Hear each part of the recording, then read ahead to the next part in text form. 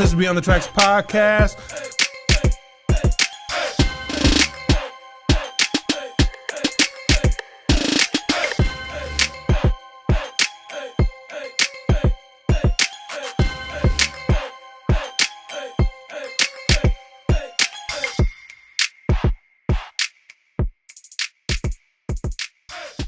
What's going on? It's your man, DJ Big Mike. What up, though? It's your boy, Big Dooley, in the building. And this is Beyond the Tracks podcast. Hey. Your podcaster's favorite motherfucking podcast. We're going to bring that shit back. Say it.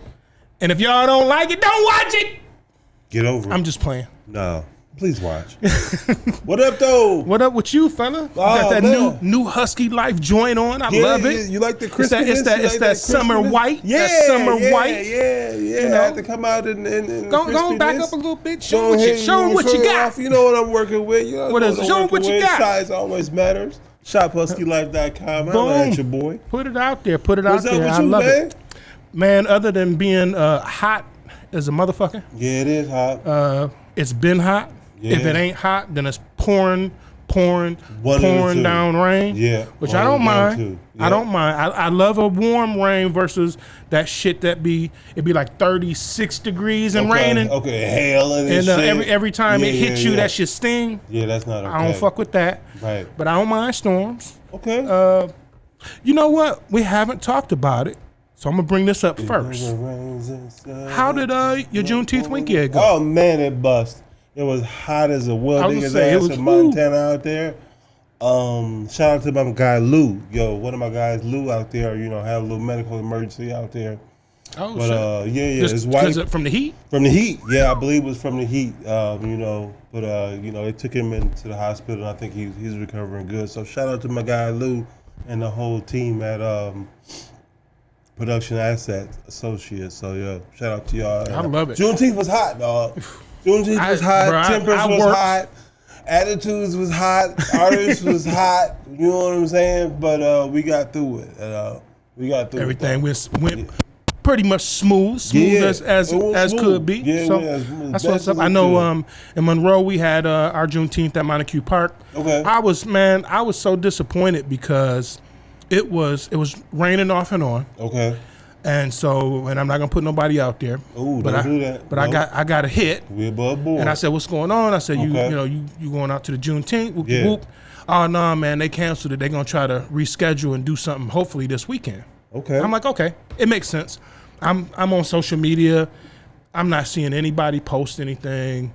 I don't see a cancellation on it, but I don't see.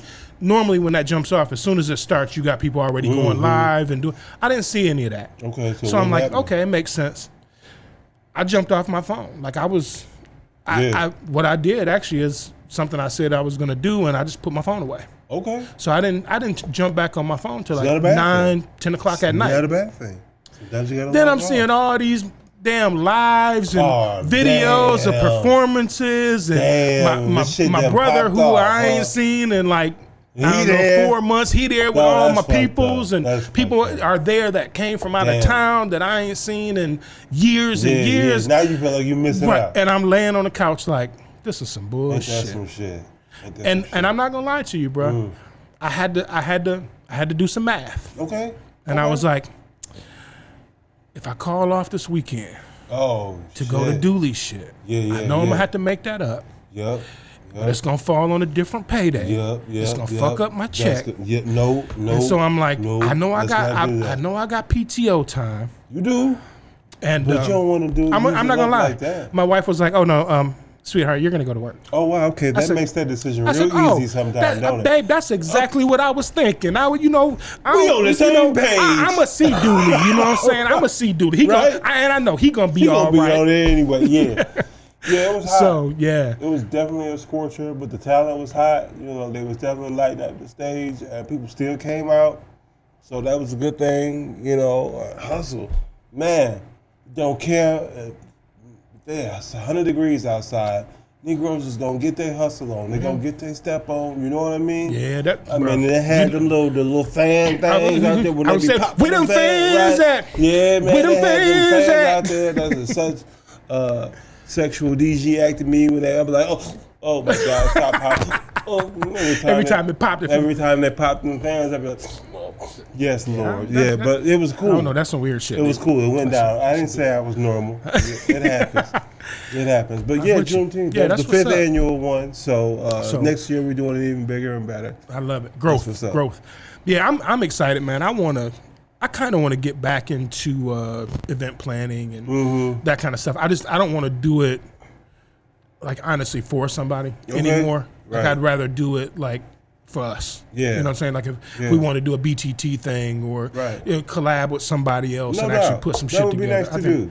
I think that I want to get back in that bag. Okay. Because I do miss that. That's the connections that you make doing that kind of stuff and to me, like when you meet different people that you don't normally fuck with, it's motivation to me. Usually, 90% of the time, I pull from that. So I feel that's what's up. It ain't every day I get to say I hung out with Chico DeBarge this weekend. Like, right? Who's that? Who does that? Who says that? You hung out with Chico? Behind me, turned around. Hey man, you know who this is? I'm like, damn, it looks like that's Chico DeBarge. Chico DeBarge.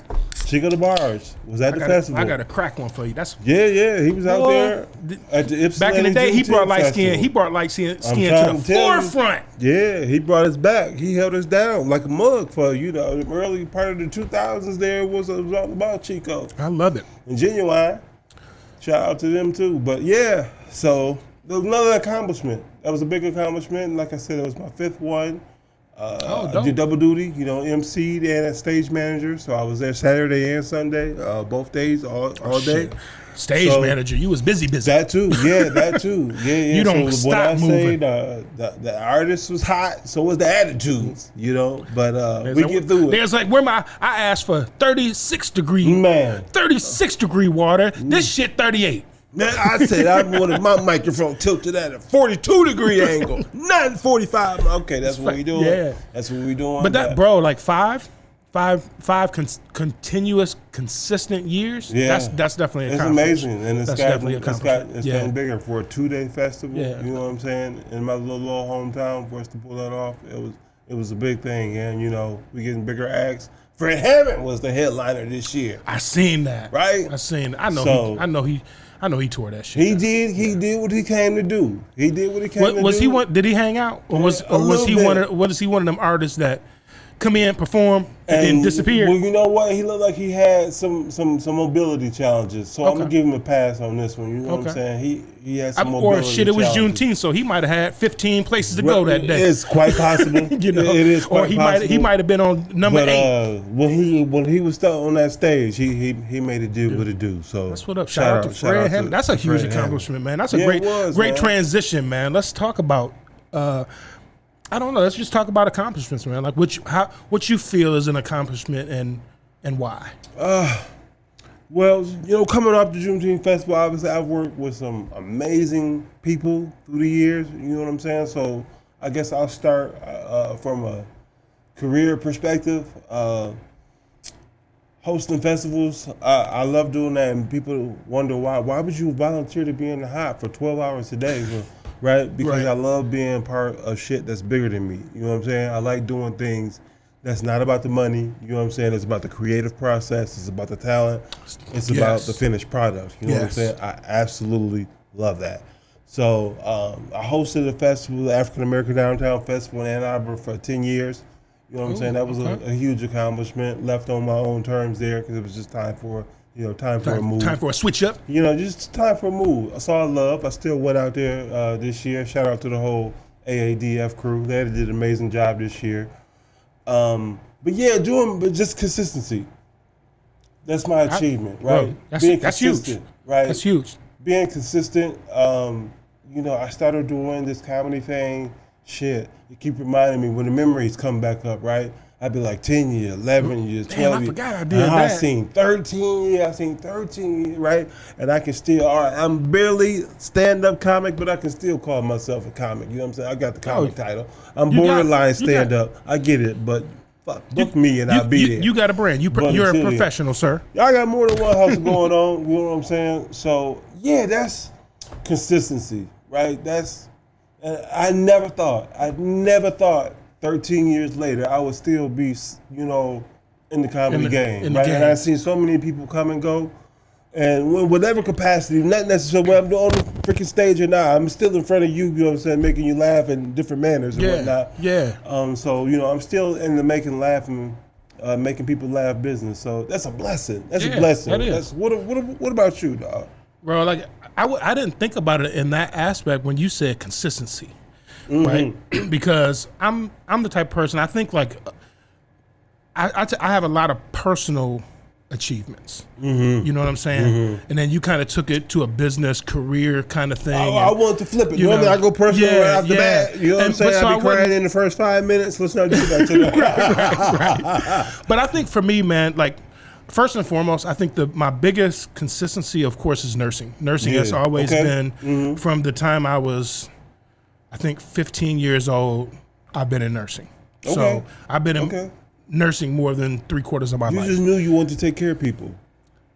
I didn't. It was kind of one of those things where it was like, because for men to know that young, right? That's well, you know what? I'll tell a quick story, and I've told this story a lot, like to my patients and stuff. So in high school, I had a career class. In that career class, you had to do a paper on a career, and so I did nursing. Because it's terrible, but because I thought everybody knows what a nurse does, I can fake this. I don't have to do no. I can't do no research. Oh, you wanted to be a nurse for all the wrong reasons. Miss Myers, I'm gonna shout her out. She's probably no longer with us, but so I do this paper. She gives me a C. There's no punctuation flaws. There's no this stuff, bro. So I'm like, well, why am I getting a C? It's everything that it was supposed to be. Is what I'm thinking on paper. Gotcha. So I question. Right. You know, I'm in my bag at this time trying to get my GPA up. So I ain't trying to take no motherfucking C's. Right. Bro, she was like, it's a beautiful paper. Give me all these accolades. I said, what's the issue? What's the problem? And she was like, well, I don't know if you knew this, but I'm a nurse. And I know that 90% of the things that you wrote, while beautiful, were bullshit. She knew. And you didn't research anything. Oh, yeah. And she was like, some things you got right because it's basic knowledge. But some of the things you talked about in your paper, while written beautifully, is not true. You didn't do the work. So I'm like, you caught me. Yeah. Hey. So she's like, so, you know, you can take this C or you can redo the paper.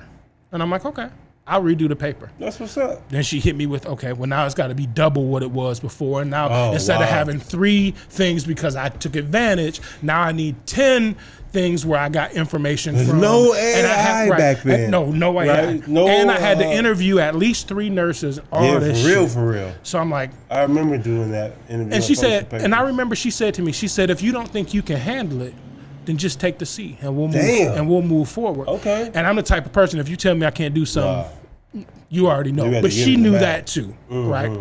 So I did all the research, started thinking about it, kind of stuck in the back of my head a lot of things that I learned. Yeah. And then you know how you take that career aptitude test? Yeah, absolutely. So I took that, and my 2 choices were a farmer or a nurse. Damn. And I'm like, I don't see you picking no corn, homie. I ain't being no motherfucking. Nah. Look, my dad was a militant. I was like, that's too much like slavery. Don't have the same ring to it. Yeah. So, long story short, I started looking into nursing.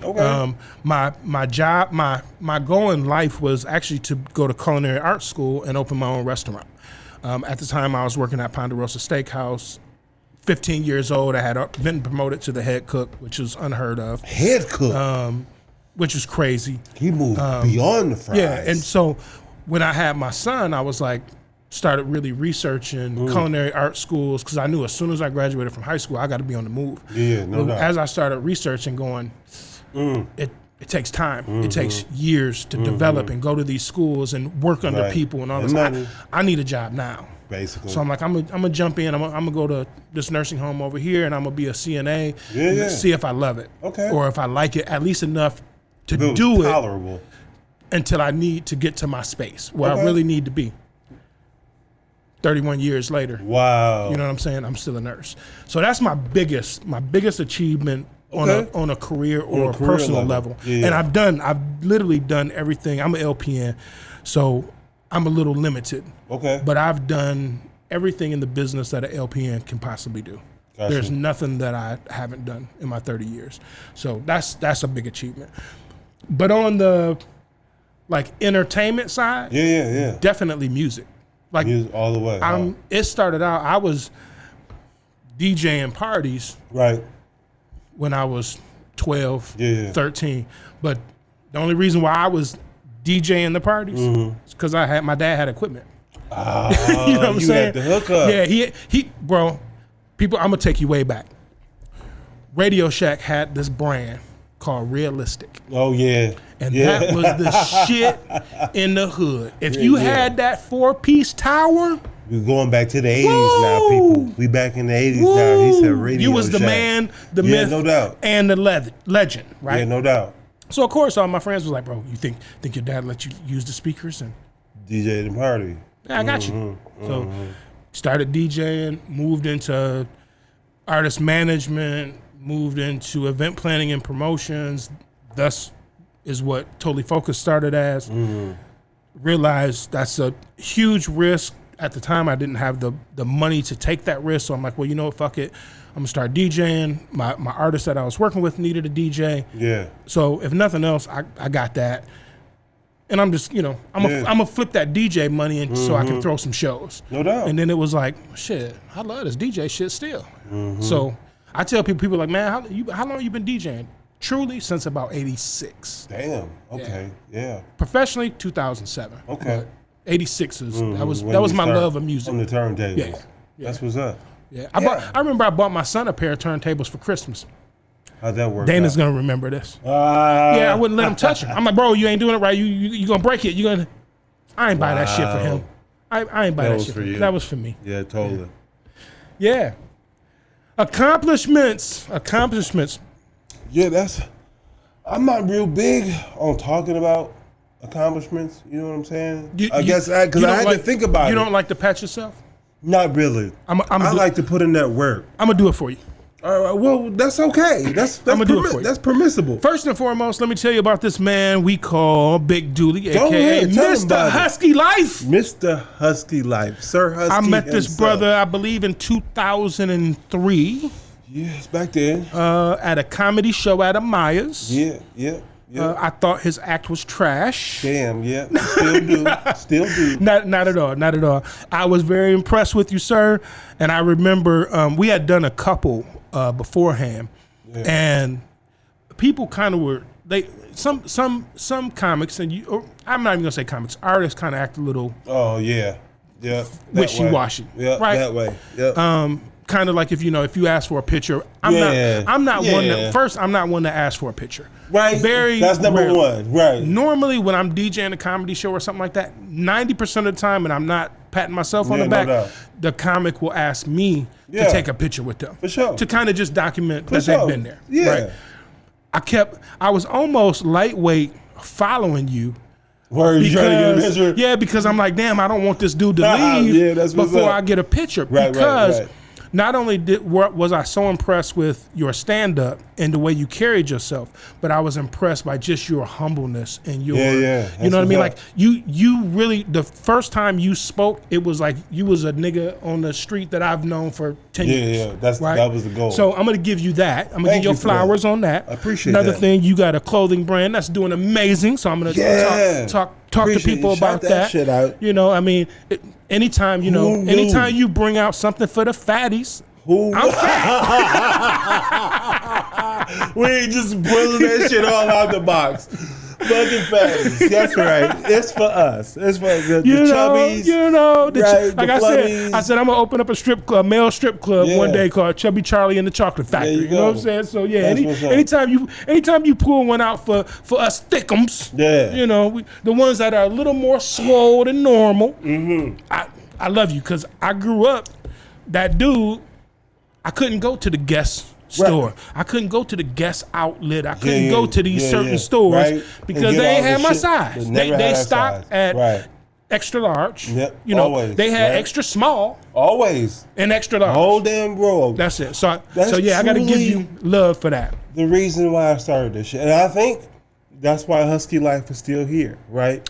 Because most brands, right, they get hot for a minute, right? They're in the day, going tomorrow. You know what I'm saying? Facts. Whether I took a different approach, right? Facts.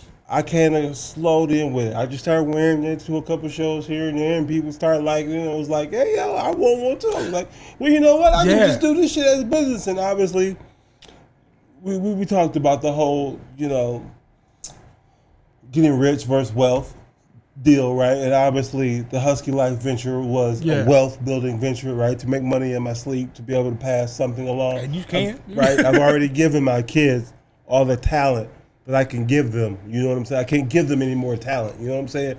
But I can give you this business, right?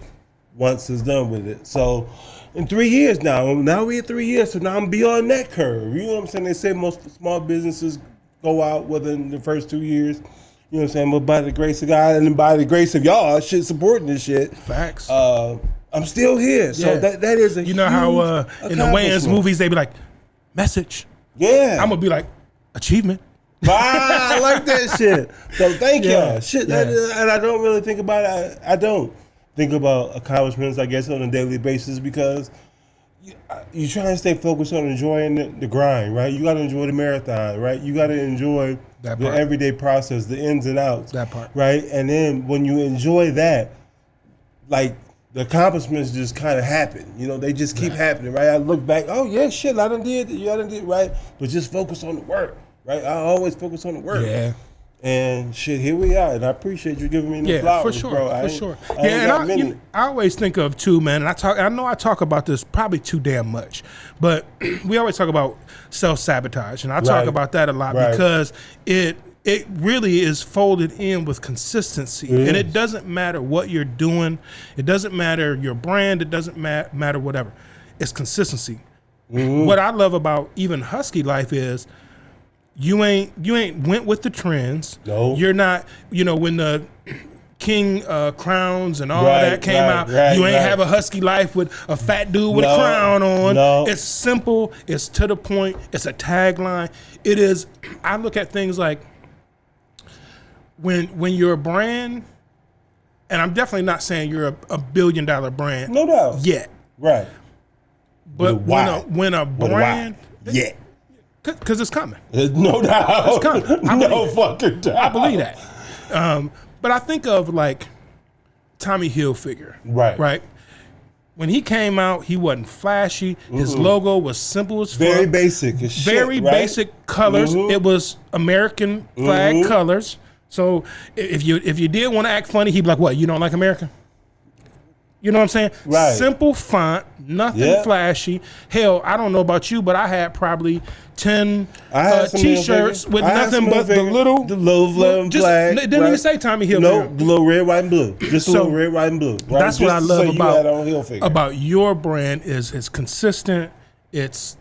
You're not trying to be flashy and do different stuff to keep up with the trends to sell more stuff in the moment. Because I really feel like when we talk about consistency, I feel like those are the brands that maintain because when you start doing too much with your brand, and Lloyd taught me about this, people forget it. Yep, you lose your main brand. So like I remember when I started DJing, we're kind of switching. We're switching the brands again, no doubt. Or we're switching the game again. But when I started DJing, I had already had Totally Focused Entertainment, and it was known more as a hip hop brand. It was known more, you know, all the artists that I managed, all the concerts I did was hip hop and R&B based. All the people that I managed pretty much were hip hop artists. Everything I was involved in was a rap label. And so I'm like, bro, I don't want it to be Totally Focused Entertainment. I want it to be simply music. Okay. And he was like, okay. Created me a dope little logo. I put it on a bunch of stuff. And he came to me one day and he said, man, why simply music? And I was like, because I just wanted, you know, I'm just simply playing music. Right. And he was like, how many people know Totally Focused Entertainment? And I said, well, in Monroe, everybody. He was like, well, that's where you start. Right. He said, why are you changing your logo? He goes, don't you like it? He was like, if you don't like your logo, you can flip the logo, but Totally Focused. Right. So I showed him. Shout out to my man Mike Miano. He did about 10 logos for me when I started Totally Focused Entertainment. So I have all those, and so I showed him all to Lloyd, and he was like, nigga, when I think Totally Focused Entertainment, I think of the eyeball. I think of the scope. I think that's what I think of. All this other stuff, I don't think about that, right? So he was like, don't change it up. He was like, and I went back to kind of the thought process of people know me as hip hop. They're not going to trust me as a country wedding DJ. No. And he was like, not right away. Right? And he was like, bro, you fucking show them. That's the only way to do that. Did that? Totally Focus is still in existence because of that, and it's the brand consistency. It is totally about the brand. And I haven't my logo where I've tweaked it and made it look 3D and done a bunch of stuff with technology. The basic logo is exactly the same that Mike designed. Damn near the first one, right? Yeah, damn near the first one. It's just not as flat. Yeah. It's not, but I can go back to the original logo and put that on something. It's you know exactly what that is. Yeah. And it's still just Facts. as hard. So consistency is definitely key. It's about building cultures, right? It's about building culture. And I think that's why our businesses have sustained the long haul, right? It's not based on necessarily finances. You know what I'm saying? Because right? Because you make money, you lose money. Oh, that's sure. just. I feel like in life I've broken name of the even. game, right? I've still probably lost more money than I've made in this lifetime, right? I'm still trying to break even, but right? We still got day jobs, no doubt. Still gonna do that this week. No, well, I appreciate that. Yeah, Monday is coming soon. We'll see what happens. Facts. But that's just real. I think being built on culture, you know what I'm saying, and being built on something of substance, not just today's trend, because, right, what's hot today is going to change tomorrow, right? Facts. That's why I never really jumped on too many trends, right? Yeah. That's why I never my son has this saying, right? He's been saying it to me for like the last, I don't know, at least 6 months consistently, like damn near every time we talk. He'd be like, keep the main thing, Pop. Like, you know what I'm saying? Like, what kind of old ass, giant ass nigga is you, son? I you know what I'm saying? Like, how was you saying? That sounds like some shit I keep would be the same thing, the same thing. Right? Ooh, but he's saying it to me now, right? He be saying, right. keep the main thing, Pop. Keep the same thing, right? Just, and I get it. It's so simple. How old is your son? 28. Tell him that's a bar. Flat out. And he done started repeating it to me damn near every morning. You know what I'm saying? Like, keep the main thing, Pop, right? And just tell him that's his way to stay focused. Yeah. Right? Stay focused. Ain't that beautiful, man, when your kids start really repeating the same thing you saying back to you, maybe incredible. Just in a little bit different way. But it might mean more to me coming from him than it did from me, right? And you can't argue it. They know you can't argue Not at all. Not at all. Right? It's like arguing with your fucking self. Yes. It's pointless. Yes. You know what I'm saying? You just have to go. Okay, you're right, right? So I didn't kind of ingrain that in, right? Keep the main thing, and I just keep going and consistency. On the personal level, though, right? Goes without saying, right? I got to put this out there. Yeah, I'm not getting tearful. America. You're not gonna. I'm not finna cry. Okay. I'm not finna cry. And I'm not America. either, motherfucker. And I'm not. Neither one of us is gonna cry. But July 15th. Okay. I will celebrate my 25th wedding anniversary. Woo! Bar first clap, baby. For sure. Congratulations. Itself, I don't know how we got here. I don't know how. Look, our story is like nobody else's, and it's supposed to be. Yeah. You know what I'm saying? Yeah. We done been through all the mountaintops, the valleys, right? You go through all that. You've been in the sky and you've been in the earth. You did. You did. Yeah. You did. But to be able to say, I made it to 25 of them things. Ooh. I got one cousin, right, in my family. I got one cousin who's only a few years older than me, so in my same generation. He got one more year in me. But other than us, we are the only Dooley men, right? We didn't have no example. Shout out to my cousin Tony and Nikki, right? What up, Tony and Nikki? We didn't have role models, right? We didn't have people, right, to say this is how you be a husband and a father, right? We didn't have that. But for some reason, by the grace of God, right? He on 26 and now I'm on 25. Nice. And that is the one of biggest. My greatest accomplishments. Ooh, I love it. And I'm definitely right there with you because me and my wife been together for 38 years. We've been married for almost 27. That's and it's bro. And I love it. That's insane. And the thing is, like, when you talked about, well, we didn't really have the role models, and I said, but we did. And I'm gonna tell you why. Oh, get into it. I'm gonna get a little deep. So I hope I don't get emotional.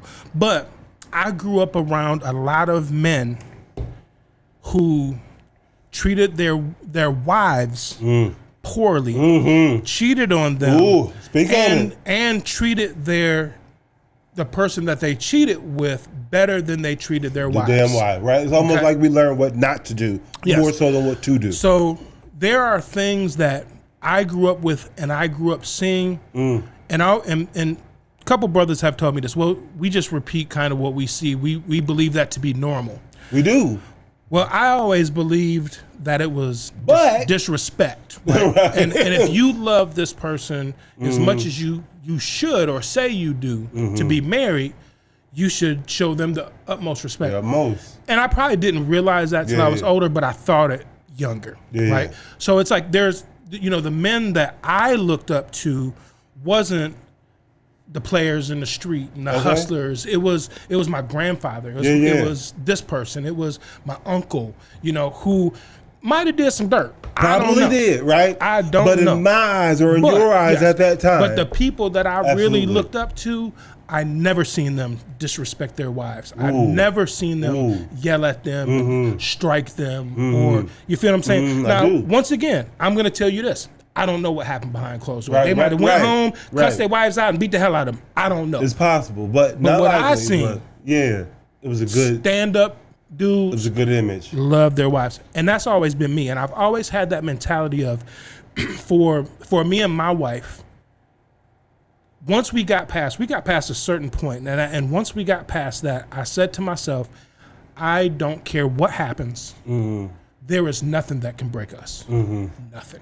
Because I got through the hardest part. So once I got to that, I was like, there's nothing. I don't give. I can't literally think in my head anything where I would say, babe, we can't work on this. It's nothing. I'm out. That's nothing. love. There's nothing that I can think That's of. love. Because now, if something happens and we work on it and we just can't work past it, that's different. That's something else. But I can't say, if you do this, you're right, I'm going to do that, right? I'm out. We're done, right. And so, no one shout out to relationship accomplishments. No doubt. Because we don't have a whole lot of them stories. You know what I'm saying? I don't know how you feel, but, and not to cut you off, but when people go, oh, you've been with your wife, oh, that's so amazing. I used to get offended by that. I would be like, well, that's what the fuck you're supposed to do. You know what I'm saying? Like, I would get so like that. That's not an accomplishment to me. What are you talking about? That's what the fuck you're supposed to do. I'd get so mad. I'd be like, just because these other niggas out here in the street doing A, B, and C, that ain't me. You just assume. And then I realized, no, when people would say, Mike, you're an exception. You know what? I am.